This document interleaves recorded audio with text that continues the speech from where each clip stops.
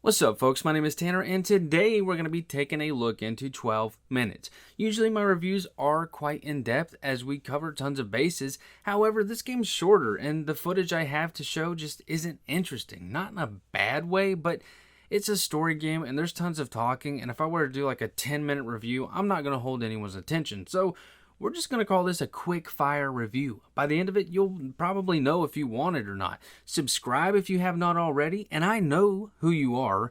Like this video, and is 12 minutes worth $25 or your time on Game Pass. 12 minutes is about a man coming home to his wife after a long day at the old workplace. He goes home to a nice dessert made by his wife as a part of a huge surprise that's going to change both of their lives. Not long into their delightful night, they're interrupted by a man who claims to be a cop and is accusing his wife of murdering her own father some time ago, as well as stealing his pocket watch. With all of this new information being thrown at you, it is your job to decipher what the hell is going on. The issue is, you only have 12 minutes to do so before you start back over in your apartment as nothing ever happened. What are my thoughts? The story started off interesting because so much of the information was just thrown on you and you have no time to process it until about, let's say, like the third loop, which is right around where you're also going to start figuring out what you need to do to progress. And that's fine. I thought it was a smart way to capture us. It sure as hell got me. But my issue with the story is similar to those pathways we see in horror games that you try to traverse but you can't because the character never in their life stepped over a board on the ground. The story at times feels like it avoids the obvious answers that could stop so much stuff from happening. So what might make sense to you does not actually work when it's played out. And this brings on the game's repetition. And it's ironic, I know, because that's what this game is supposed to be. It's repetitive. That's fine. I like the idea, but it gets to some points where the repetition can be felt and you slowly start to lose your interest. Now, I also felt that the game's conclusion, while intriguing nonetheless, it's also confusing and doesn't quite give me the answers that I'd hoped for. And one of my questions about the end, I'm not even sure that they could honestly answer it. Like, I think that question goes deeper into the actual development of the game. And I wish I could say more, but I don't want to spoil it. I just think that they forgot to add something into this game. This is going to be about the shortest gameplay section I've ever spoke about. It's a point-and-click adventure where you interact with things in the world to help further progress your story. You're going to do things like use a knife to open up stuff, use the mug for water, use a cell phone, hand ties, you combine items, and the way you use items is you just go to the top of the screen and drag said item to where or who you want to use it on.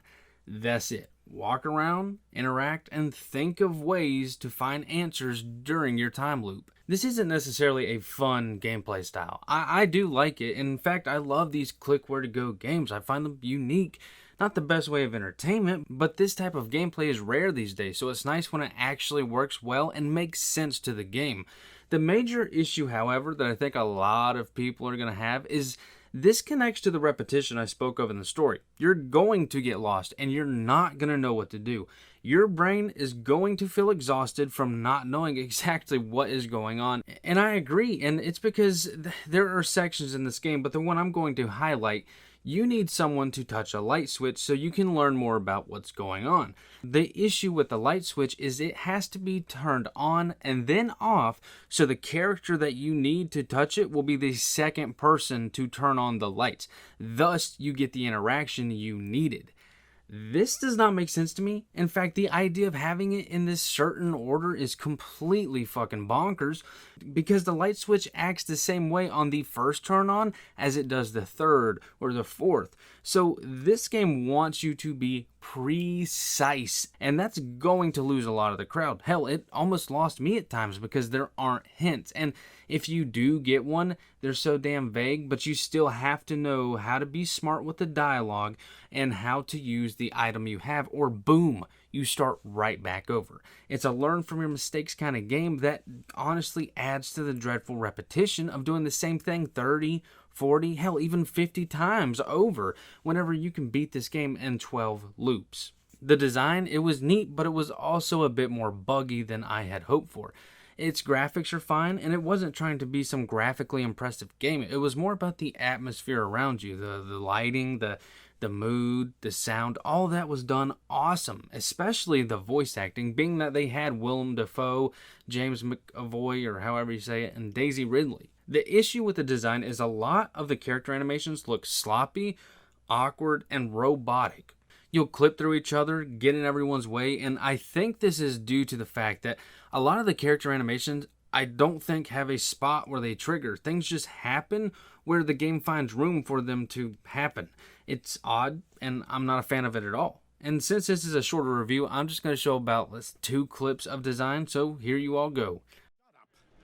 You know what this is. Now, where's your father's watch? My father? Please, you must be thinking of someone else. No playing dumb. Tell me where the watch is. I'm not lying. Please don't hurt us. Honey, tell him. He can't help you. Just you and me. Tell me where the watch is, and we all go our separate ways.